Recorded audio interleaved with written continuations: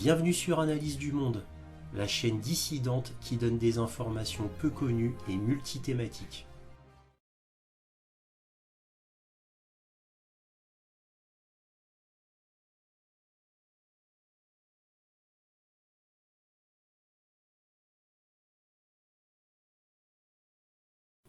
Bonjour à vous, bienvenue sur Analyse du Monde.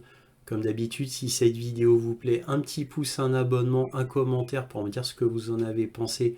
C'est très important pour moi pour être plus visible. Et c'est d'autant plus important que ma précédente chaîne Analyse du Monde a été supprimée il y a 2 semaines environ. Donc là, j'ai besoin de redémarrer, donc j'ai besoin de vous. Merci d'avance pour cela et éventuellement un petit don, lien dans la description, cela m'aide à publier régulièrement.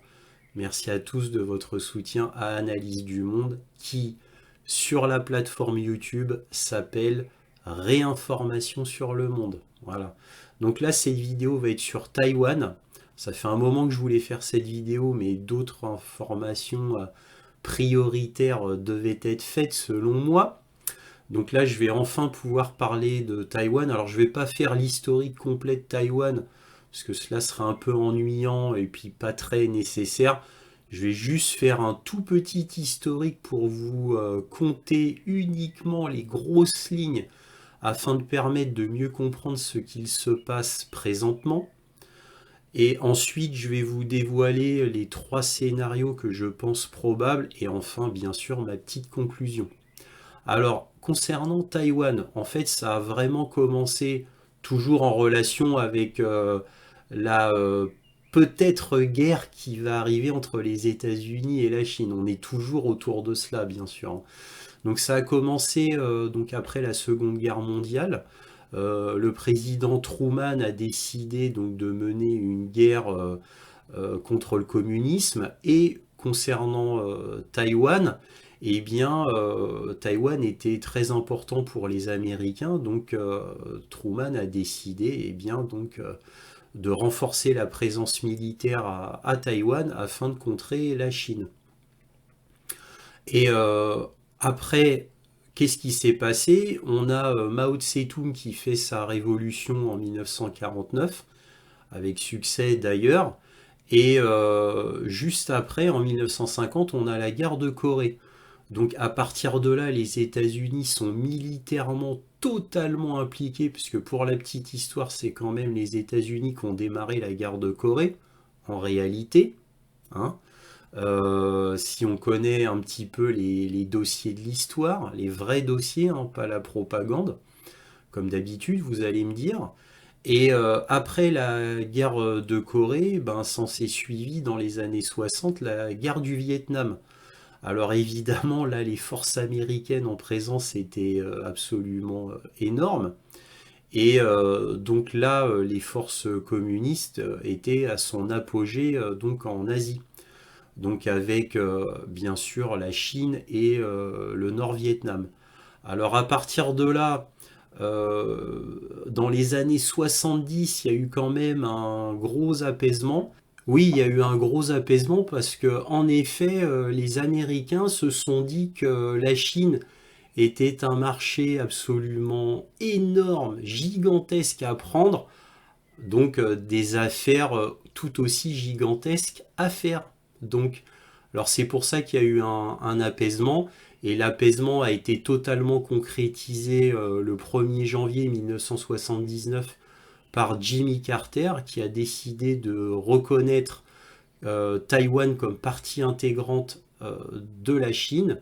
Et à partir de là, ben, évidemment, l'apaisement est allé crescendo et jusqu'à des ententes commerciales extrêmement importantes. Bien sûr, comme chacun sait, après. Alors bien sûr, il y a toujours eu une méfiance vis-à-vis de la Chine de la part des États-Unis, mais qui n'était plus du tout militaire. Donc les États-Unis ont plus ou moins laissé tomber Taïwan. Alors malgré tout, il y avait quand même des petits liens qui étaient là. Et ces liens étaient quand même bien présents, même mineurs. Donc c'est pour ça que les États-Unis, tout en reconnaissant Taïwan comme partie intégrante de la Chine, malgré tout reconnaissaient l'indépendance de Taïwan. Donc là, il y a un gros flou, entretenu exprès d'ailleurs, hein, puisque les États-Unis ne sont pas cohérents avec eux-mêmes exprès pour avoir le beurre et l'argent du beurre. C'est-à-dire, bon, garder, on va dire, un apaisement pour uniquement son marché, c'est-à-dire uniquement pour la partie commerciale avec la Chine, mais tout en maintenant quand même une petite influence au cas où. Surtout une influence commerciale, puisque après il y a eu cette fameuse usine TSMC qui est devenue prépondérant dans la fabrication des microprocesseurs, et à partir de là, les États-Unis n'ont plus lâché Taïwan. Ils ont même renforcé les liens avec Taïwan, militairement de manière très discrète, de manière économique un peu plus fortement. Aux grandes dames des Chinois d'ailleurs, hein, qui ont vu l'influence grandissante des États-Unis avec Taïwan. Voilà, et ils ont vu surtout aussi l'influence des États-Unis pour que Taïwan devienne de plus en plus indépendante. Chose que de toute manière les États-Unis ne pourront jamais faire, puisque les liens entre la population taïwanaise et la Chine est énorme, et la plupart des Taïwanais se considèrent comme chinois. Et oui, ça on vous le dira pas dans les médias. Donc beaucoup de Taïwanais travaillent en Chine, même une grosse proportion de la population travaille en Chine. Et il y a une différence gigantesque entre le gouvernement taïwanais et sa population, puisque sa population est beaucoup plus circonspecte que le gouvernement. Et oui, donc la population, c'est en gros 23,5 millions d'habitants à Taïwan, et encore une fois, beaucoup travaillent en Chine, et beaucoup sont pour la paix avec la Chine.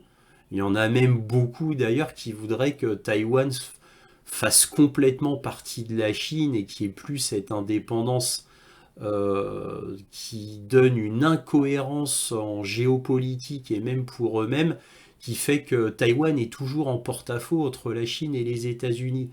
Et la population en a marre de ce statu quo, de ce flou, qui fait que rien n'est clair, et ils ne savent pas où ils vont dans un futur même proche. Donc ils aimeraient que tout soit éclairci. Ça, c'est la population qui le pense. Voilà. Donc concernant Taïwan, les États-Unis entretiennent ce flou.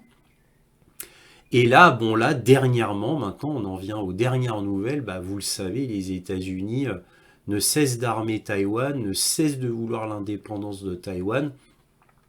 En gros, les États-Unis sont en pré-guerre avec la Chine, et il y a eu un haut responsable du Pentagone qui a lâché accidentellement que les États-Unis seront en guerre avec la Chine en 2024. Donc évidemment, immédiatement après cet accident diplomatique, va-t-on dire, eh bien la Chine a immédiatement réagi publiquement en disant qu'elle se préparerait à la guerre contre les États-Unis. Et donc les États-Unis, au lieu de jouer l'apaisement, bah, comme en Ukraine, jouent le renforcement des tensions en amenant toujours plus de navires. Moi, aux dernières nouvelles, je sais qu'il y a un gros porte-avions américain et quatre autres navires de guerre avec. Alors bon, là par contre, je suis pas trop sûr de moi, les forces sont peut-être encore plus importantes que cela. Et les forces chinoises entourent Taïwan, et les forces chinoises sont bien plus grandes, évidemment, et les États-Unis n'ont strictement aucune chance contre la Chine s'il y avait une guerre. Ils se feraient écraser immédiatement. Et je pense savoir, j'espère tout du moins que le Pentagone en a conscience, puisque les forces en présence sont absolument très très très contrastées. On a les forces chinoises qui sont absolument immenses, et en plus là ce serait une bataille navale, et la marine c'est le point fort de la Chine. Le point faible de la Chine, ce sont ses forces terrestres. Alors que pour la Russie, c'est l'inverse. La force de la Russie, c'est ses forces terrestres. Son point faible, c'est sa marine. Bah, la Chine, c'est l'inverse. Donc la Chine, là, est totalement dans son élément. Surtout que logistiquement, la Chine peut alimenter sa guerre en permanence, vu que, évidemment, ça se passe sur son terrain. Alors que les États-Unis, bien sûr, devraient faire une chaîne logistique absolument impossible à tenir. Et en plus, cerise sur le gâteau, les Chinois ont beaucoup de missiles hypersoniques, tout du moins suffisamment. J'ai entendu dire une bonne vingtaine, ce qui suffit amplement pour couler juste avec un missile, un porte-avions ou n'importe quel autre navire. Voilà, il faut le savoir. Donc les États-Unis, en gros, n'ont que le verbe et l'économie avec eux, puisqu'en gros, le levier des Américains, c'est si vous nous embêtez un peu trop, et s'il y a une éventuelle guerre, eh bien nous, on fera des sanctions contre la Chine, et la Chine pourra plus compter sur le marché américain, voire européen, puisque le marché américain et européen est complètement entremêlé. Alors il est entremêlé parce que l'Union européenne obéit aveuglément aux États-Unis. Hein. Donc c'est Washington qui décide des décisions de l'Union européenne. Hein. L'Union européenne n'a pas son mot à dire, bien évidemment. Donc en fait, c'est le seul levier, on va dire, des États-Unis, c'est économique. Mais chose qu'on ne vous dit pas dans les médias, c'est que les États-Unis ont absolument besoin de la Chine. Pour tout, absolument pour tout. Même des microprocesseurs de la défense. Je vous rappelle un petit fait amusant. Le Pentagone a découvert qu'il y avait un microprocesseur très important dans le F-35 américain. Voilà. Et pendant plusieurs semaines, le Pentagone s'est demandé s'il ne devait pas mettre tous ces F-35 à terre de peur d'être espionné par la Chine. Bon, c'était ridicule et ils ne l'ont pas fait. Mais vous voyez l'influence de la Chine jusqu'où elle va. Puisque en fait, c'est des décennies d'achats du gouvernement américain avec la Chine, où jamais il n'aurait pensé qu'il y aurait une guerre avec la Chine. Voilà. Mais malheureusement, vous connaissez les Américains qui, eux, ne connaissent pas le mot prévoyance, bien sûr. Ils ne prévoient jamais rien.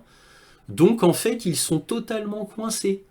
Parce que la Chine, elle a un marché intérieur gigantesque. Elle a un marché, malgré tout, avec l'Inde et la Russie absolument énorme. Et elle a un marché avec l'Afrique et tout un tas d'autres pays. Voilà.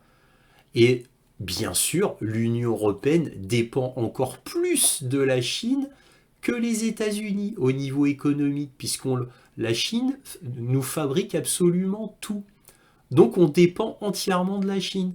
Parce qu'évidemment, on ne va pas réindustrialiser tout l'Europe et tout l'Amérique du Nord en un claquement de doigts. Ça prendrait 10 ou 15 ans. Donc la Chine, en réalité, a tous les atouts en main. Bon, elle a des problèmes économiques en ce moment, donc elle joue un petit peu l'apaisement. Parce qu'elle a quand même besoin, là, présentement, d'argent frais, de cash.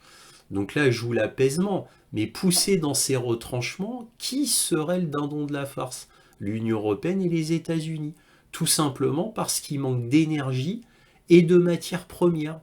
Chose que possède la Chine. Parce qu'au final, qu'est-ce qui est important en réalité? Ce sont les ressources énergétiques, donc charbon, gaz, pétrole, et les ressources électriques. Voilà. C'est ça la base de la base, hein, si on remonte le plus loin possible. Et bien sûr, elle a une industrie absolument inégalable. Donc, et en attendant, faut bien que les Occidentaux vivent. Donc la Chine pourrait très bien dire, écoutez, très bien, on coupe tout. On coupe tout, on vous donne plus rien. Et là, évidemment, les États-Unis s'effondrent en une semaine, l'Union européenne s'effondre en une semaine. Voilà, il y a plus d'Occident si la Chine décidait, du fait de la guerre, vous nous faites des sanctions, nous, on vous vend plus rien. On coupe tout. Voilà. Et c'est comme avec la Russie, c'est-à-dire, bah là, l'Union européenne et les États-Unis vont s'apercevoir qu'ils sont totalement dépendants de la Chine pour des milliers et des milliers de produits qui leur sont absolument indispensables. Voilà. Bon, bref, maintenant on va passer aux trois scénarios. Donc le premier scénario, eh bien, c'est le statu quo, c'est-à-dire, bon, il y a des tensions, et ça reste comme ça, c'est-à-dire que ni la Chine n'ose faire le premier pas, ni les États-Unis n'osent faire le premier pas. Donc voilà, c'est le statu quo. Voilà, pour moi, c'est pas très le plus probable des scénarios, hein, mais bon, vu comment c'est en train de se passer, ça m'étonnerait. Mais bon, c'est un scénario tout à fait possible. Le deuxième scénario, c'est la guerre totale, c'est-à-dire bon bah les États-Unis décident de protéger Taïwan à tout prix et envoient toutes leurs forces, voilà. Donc c'est une guerre directe entre la Chine et les États-Unis avec un risque de guerre mondiale bien entendu, exactement comme avec l'Ukraine. Voilà. C'est assez peu probable aussi, mais pour moi, il est plus probable que le premier scénario du statu quo. Parce que moi, tous les rapports que j'ai, c'est une montée en tension et la Maison Blanche qui veut rien lâcher au niveau de Taïwan, hein, quitte à aller toujours plus loin. Ça, c'est les dernières informations que j'ai. Et enfin, le troisième scénario, eh bien, c'est la Chine, bon, bah, en a marre, décide de clarifier les choses, prend Taïwan totalement. Là, Taïwan n'est plus Taïwan, hein, ça devient la région de la Chine qui s'appelle Taïwan, et exactement comme Hong Kong, si vous voulez. Et Taïwan, bah, c'est la Chine, tout simplement. Ça devient une région de la Chine comme une autre, hein. Voilà, tout simplement. Et les États-Unis n'osent pas aller plus loin que ça, n'osent pas aller véritablement en guerre avec la Chine, d'autant plus que les États-Unis savent très bien qu'il y aura les Russes pour les aider, tout du moins au niveau logistique et approvisionnement, et ils savent très bien qu'il y a ce que les Américains appellent, traduit en français, la carte folle. La carte folle, c'est quoi? C'est la Corée du Nord, car la Corée du Nord pourrait très bien profiter d'une guerre ouverte entre la Chine et les États-Unis pour s'immiscer là-dedans et détruire définitivement les États-Unis. Alors détruire définitivement les États-Unis, voilà, définitivement aux États-Unis, bon ça je n'y crois pas vraiment, ou alors détruire les États-Unis en mer de Chine en aidant activement la Chine. Ça c'est beaucoup plus probable. Voilà. Donc c'est les trois scénarios que je vois. Alors conclusion, bah conclusion, on ne peut rien savoir. Voilà.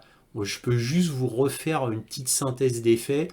Les forces militaires chinoises sont absolument écrasantes et en 2 jours, elle pourrait prendre Taïwan, puisque n'oublions pas qu'il y a eu les fameux documents qui ont fuité grâce à Jack Texera, qui n'a que 21 ans, je le rappelle, et dans les documents qui ont fuité, on apprend que plus de la moitié des forces aériennes taïwanaises ne peuvent pas accomplir de mission. Ça, on l'apprend dans les documents qui ont fuité. Et que leur défense antiaérienne est absolument misérable, dans le sens beaucoup, beaucoup trop peu. Donc en 48 heures, la Chine pourrait être maître de Taïwan en réalité sans problème. En réalité sans problème. Là, c'est uniquement le fait qu'elle n'ose pas, de peur d'avoir des sanctions économiques, alors qu'elle est elle-même dans des problèmes économiques jusqu'au cou. Donc la Chine n'est pas confortable en ce moment. Voilà, voilà. Donc au final, on ne sait pas trop. Ça reste le flou complet. Je peux pas dire moi ce qu'il en sera dans le futur, hein. J'ai pas de boule de cristal, hein. Donc on verra bien. Mais en tous les cas, je vous ai résumé un petit peu les tenants et les aboutissants. Et à vous de juger, de faire votre opinion. Voilà, j'en ai fini. Donc si cette vidéo vous a plu, un petit pouce, un abonnement, un commentaire. Je vous remercie beaucoup pour cela. Éventuellement un petit don, lien dans la description. Merci beaucoup de votre soutien, Analyse du Monde, qui s'appelle Réinformation sur le monde sur YouTube. Et bien sûr, toujours, soyez curieux.